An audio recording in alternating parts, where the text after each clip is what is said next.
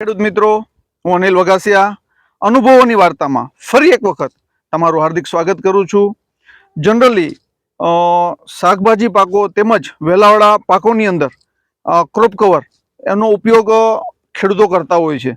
તો ઘણી વખત બે એક વખત વપરાઈ ગયા બાદ જ્યારે વેસ્ટ થઈ જતું હોય, એટલે કે તૂટી જતું હોય અથવા નોન યુઝ મતલબ ફરી કામમાં ન આવતું હોય, આવી પરિસ્થિતિમાં તમે જોઈ શકો છો કે એક અમારા ખેડૂત મિત્રે સરસ પ્રયોગ કર્યો છે કે જેણે નીચે પાથરી નાખ્યું છે.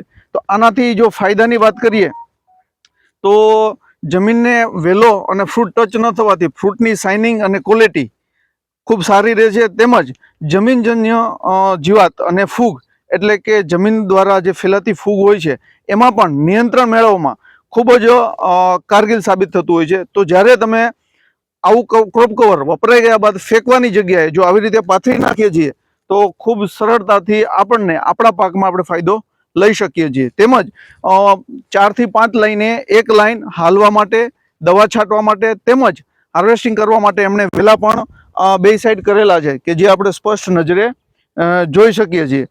તો આવી રીતે કરવાથી હાર્વેસ્ટિંગમાં જે ફ્રૂટ ખરાબ થાય છે એનાથી આપણે બચાવી શકીએ છીએ અને વેલાને પણ તંદુરસ્ત અને હેલ્થી રાખી શકીએ. જો આવી રીતે નથી કરતા તો આ તમે જોઈ શકો છો કે વેલાઓ એકબીજાને ટચ થઈ જશે અને એના કારણે ફ્રૂટ અને ફળ અને એની સાથે સાથે વેલો પણ ખરાબ થવાની શક્યતાઓ વધી જતી હોય છે.